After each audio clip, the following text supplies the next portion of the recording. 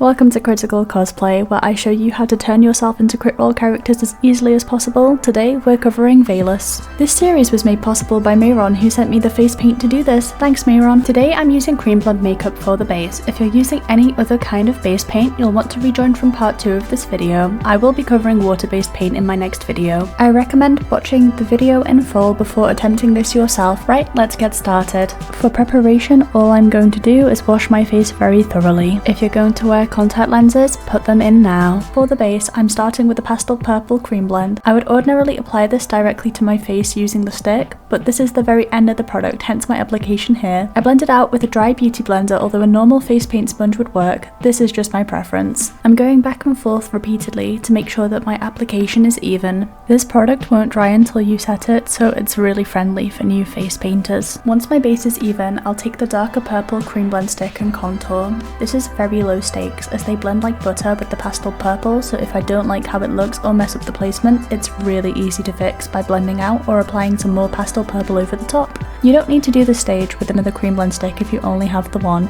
Everything I'm doing here can be done with powder a little later on, so hold on. I do also add a little of the pastel blue to the colder tone areas on my face for some shade variation. This is on my temples and under my cheekbone. Entirely personal choice, but I think it really elevates the look. I'm using a tiny bit of white face paint on a brush in my highlight areas. Once I'm happy with the base, I'm going to take a brush and apply setting powder. I will later use a powder puff also, but I like to use the brush. I feel I have the most control and won't move product around with the gentle tapping motions. If you're in cosplay, definitely protect your clothing for this stage. I've worn the Creamblend sticks on 9-hour shoot days before, and they don't move at all once they're set. I recommend keeping your face neutral while setting so that you don't accidentally set makeup with laugh line creases, speaking from experience. I forgot to put my lenses in earlier, so I'm going to go do that now. This is my go-to palette for all things face paint related. I will primarily be using the last 3 shades on the purple row, starting with the lightest and the middle. I'm using a mix of sweeping and tapping motions to place and blend the eyeshadow on my face to contour everywhere that I did before, but more detailed.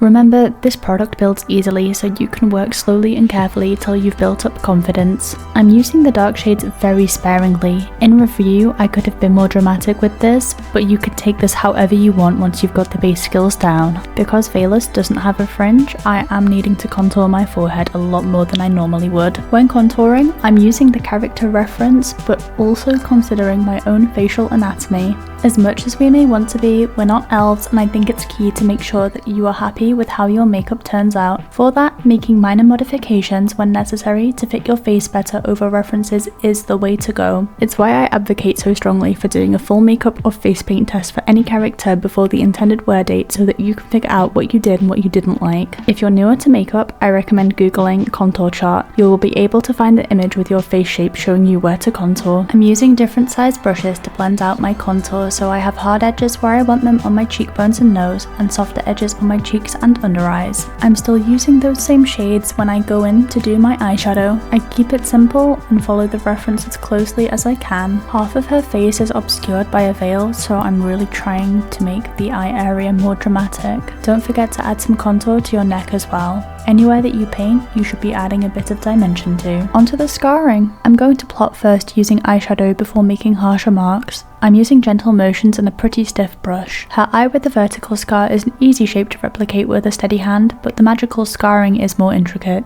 My recommendation is, if you're not confident, just try and focus on making organic shapes. Follow the flow as if you were going to try and draw a circle, loose shapes. I genuinely think that the more that you think about making it accurate, the harder it is to replicate. Either way, by starting with eyeshadow, it's low stakes and it's easy to blend out or to deepen later. I'm going between a blue and pink eyeshadow to refine before going in with my white Creamblend stick. White eyeliner or water-based paint here would have had exactly the same effect. This immediately makes the mark stand out more. From here, I'm taking a mix of eyeshadow and Creamblend sticks to try to enhance the scar. My recommendation is to use a small brush and some dark purple as well around the magical scar to create better contrast. I'll be completely honest and say that I spent at least 30 minutes on this area, and I know that I could have done better in hindsight, but it is what it is. This is the only cosplay in the entire series that I did not test run beforehand. Perhaps we'll revisit after I've done the rest. you will see a lot more practice techniques up ahead. Scars are rarely perfectly neat, so I make the vertical scar a little fuzzier. I'll take some white face paint over it later to make it stand out more in the centre. I set the scar areas with powder when done because I did use cream paint to highlight them. I looked back at my reference and realised that Vaelus has really dark under eyes, so I'm just taking some of that darkest purple eyeshadow and putting it underneath. I'm using this same dark purple to add a little bit more dimension to both of the scars.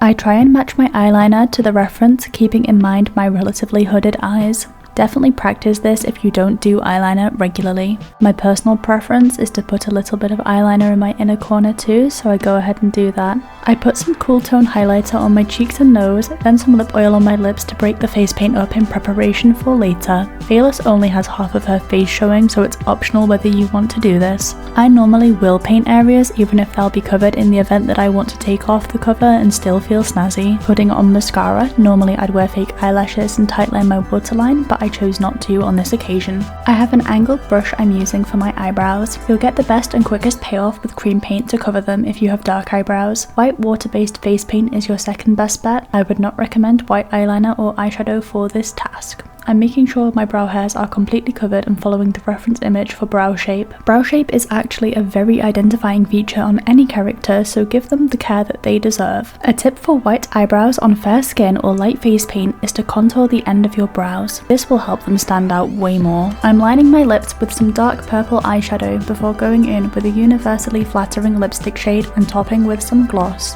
Because this will be under a veil, I'm not too concerned with creating an accurate match.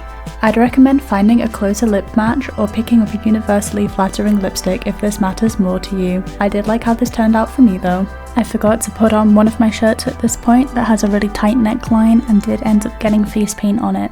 This is the only kind of transference you're going to see from the cream paint is if you're rubbing something very tightly against it. I put the wig on and then we're done. You may notice that my ears don't match because initially this was going to be a water-based paint tutorial, but I didn't actually have enough paint left to complete it. My next video will be water-based to make up for this and cover all of the tips and tricks to perfect application.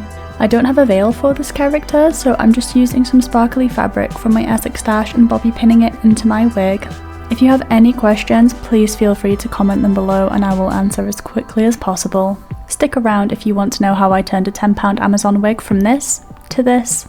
This is the exact wig listing that I bought. When it arrived, I brushed through it and straightened it. This would have been fine for Vaelus, but I did choose to put in a glued front.